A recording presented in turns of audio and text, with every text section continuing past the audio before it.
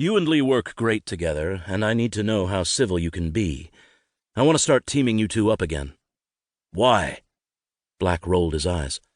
"Have you not been listening? You're unstoppable together. I don't have a team better than you two. I work better alone." The booming laugh from Black wasn't what I expected. "You sound like every '80s action star. What the hell?" Black stood. His long blonde hair was loose over his shoulders, the softer side to the vicious man, all thanks to his partner, Quill. "I give a shit about you, but I've got a business to run. If I need you two to work together, I have to be sure you're not going to have some lovers' quarrel in the middle of a hit." I wanted to argue, but when everything went tits up with Lee and me, we were at each other's throats for weeks. I knew why he needed to know. "Do what you gotta. I'll be a good boy." We stared each other down for a moment before he nodded and waved his hand in dismissal. I didn't need to be told twice. I got out of there as fast as I could. I didn't have any other hits scheduled, so I got on the back of my Harley and took the back roads to my perfect little house in the middle of nowhere on land I owned. I bought it a few years ago.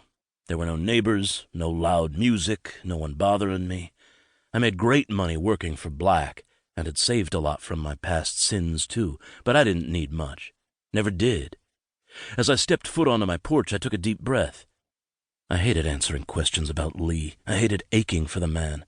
I hated how every inch of my little house reminded me of him. It was the perfect place for us. It had a kitchen, living room, bedroom, and bathroom. We sat on the porch, butt naked, many nights, drinking beer and laughing. I didn't laugh with anyone but him. What the fuck was missing from us then? Chapter 2. Ginger. It was a strange situation having Quill, my boss's partner, stare intensely at me. I wanted to run, but he was looking at me like I was some foreign object that washed up on shore. "No way those are real," Quill asked for the 100th time. "Sorry to disappoint, but they are."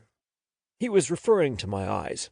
Today they were greener than anything else, but because they were hazel, they tended to blend with whatever color I wore. "Last week they were blue." He smirked and folded his arms over his chest. "You wear contacts, admit it." "Sorry, dude, I can't." He shook his head. "I spent money on contacts that changed my eye color, and here you are being all biologically perfect with shifting eyes." I chuckled. "You still spending money on contacts?" Smirking, he shook his head. "Nope." "Good." Quill was a great person. Just wholly great. He had a shitty past, and I felt he saw the world through rose-colored glasses. But I was wrong. He was wearing a mask his whole life to survive. Until Black, my boss, went and fell in love with him. "So, tell me," Quill started. "How have you been since, you know?"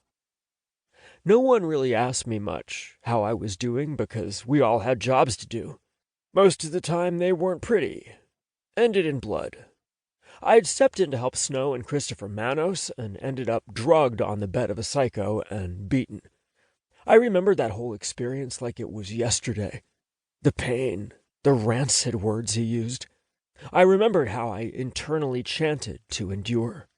Snow needs time, and I have to hold Gregor Mims back. "I didn't mean to bring back the bad memories. I just wanted to make sure you were okay. I won't bother you." He shifted in the booth across from me. We were at his favorite diner waiting for Black. Well, he was waiting. I saw him when I came in to get a milkshake, and he told me to sit.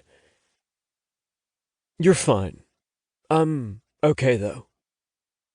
I knew he wanted to talk more about it, but I was relieved when he changed the conversation to his cat and how he was trying to convince Black to get another one. "Because she gets lonely." "How do you even know that?" I asked. "Black has cameras all over the house. I mean, they're for security, but whatever. I look at them every night to see what Madame Kitty is doing, and yeah, she was crying when she was alone. Crying, Ginge. Do you know what a cat sounds like when it cries?" I couldn't help but laugh at Quill's antics. Not